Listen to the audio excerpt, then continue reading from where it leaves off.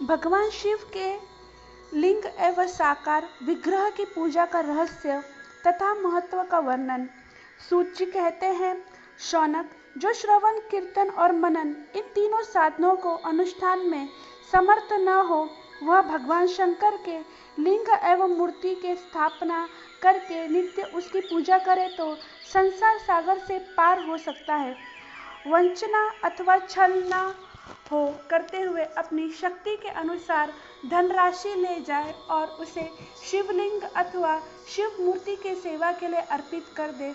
साथ ही निरंतर उस लिंग एवं मूर्ति की पूजा भी करे। उसके लिए भक्ति भाव से मंडप, गौपुर, तीर्थ, मठ एवं क्षेत्र की स्थापना करे तथा उत्सव रचाए। वस्त्र, गंध, पुष्प, धूप, दीप तथा पुआ और शाक आदि व्यंजनों से युक्त भांति भांति के भक्ष्य भोजन अन्न नैवेद्य के रूप में समर्पित करें। छत्र, ध्वजा, व्यंजन, चामर तथा अन्य अंग सहित राजोपचार की भांति सब सामान भगवान शिव के लिंग एवं मूर्ति को चढ़ाए। प्रदक्षिणा, नमस्कार तथा यथाशक्ति जप करे। आह्वान से लेकर विसर्जन तक सारा कार्य प्रतिदिन भक्तिभाव से संपन्न करे। इस प्रकार शिवलिंग अथवा शिव मूर्ति में भगवान शंकर की पूजा करने वाले पुरुष श्रवणादि साधनों को अनुष्ठान न करे तो भी भगवान शिव की प्रसन्नता से सिद्धि प्राप्त कर लेता है। पहले के बहुत से महत्व पुरुष लिंग तथा शिव मूर्ति की पूजा करने मात्र से ही भक्ति भाव में मुक्त हो चुके हैं। ऋषियों ने पूछा, मूर्ति में ही सर्वत्र देवताओं की पूजा होती है, लिंग में नहीं, परंतु भगवान शिव की पूजा यह सब जगह मूर्ति में और लिंग में भी क्यों हो जाती है? सूत जी कहे, मुनीश्वर, तुम्हारा यह प्रश्न तो बड़ा ही पवित्र और अत्यंत अद्भुत है। इस विषय में महादेव जी की ही वक्ता हो सकते हैं। दूसरा और कोई कभी और कहीं भी इसका प्रतिपादन नहीं कर सकता।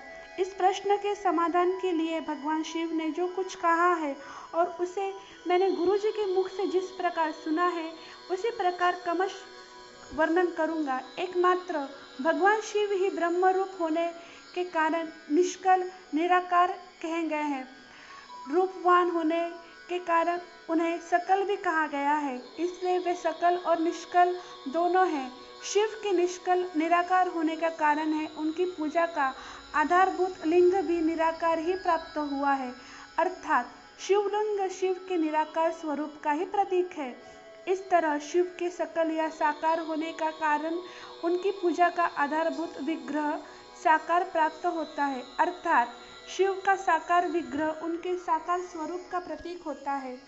सकल और अकल समस्त अंग आकार सहित साकार और अंग आकार से सर्वथा रहित निराकार रूप होने से ही वे ब्रह्मा शब्द से कहे जाने वाले परमात्मा हैं।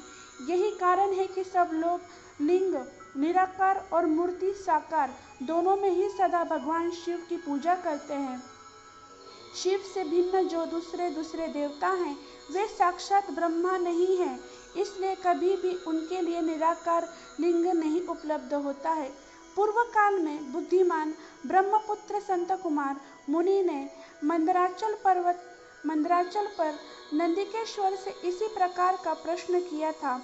संत कुमार ने बोला, भगवान शिव से भिन्न जो देवता हैं उन सब की पूजा के लिए सर्वत्र प्राय वीर मूर्ति मात्र ही अधिक संख्या में देखा और सुना जाता है। केवल भगवान शिव की ही पूजा में लिंग और वीर दोनों का उपयोग देखने में आता है। अंत कल्याणमय नंदिकेश्वर इस विषय में जो तत्व की बात है उसे मुझे इस प्रकार बताइए जिससे अच्छी तरह समझने में आ जाए। नंदिकेश्वर जी ने कहा, निष्पाप ब्रह्म कुमार, आपके इस प्रश्न का हम जैसे लोगों के द्वारा कोई उत्तर नहीं दिया जा सकता, क्योंकि यह गोपनीय विषय है और लिंग साक्षात ब्रह्मा के प्रतीक है। तथापि आप शिव भक्त हैं, इसलिए इस विषय में भगवान शिव जो कुछ बताया है उसी से आपको समक्ष कहता हूँ।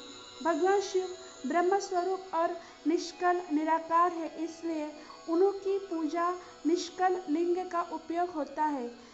संपूर्ण वेदों की यही मत है।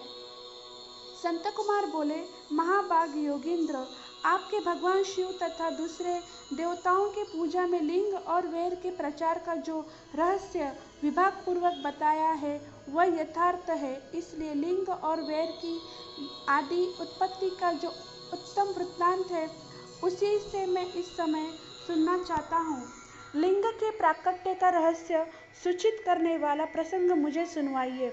इस उत्तर में नंदिकेश्वर ने भगवान महादेव के निष्कल स्वरूप लिंग के आविर्भाव का प्रसंग सुनाना आरंभ किया।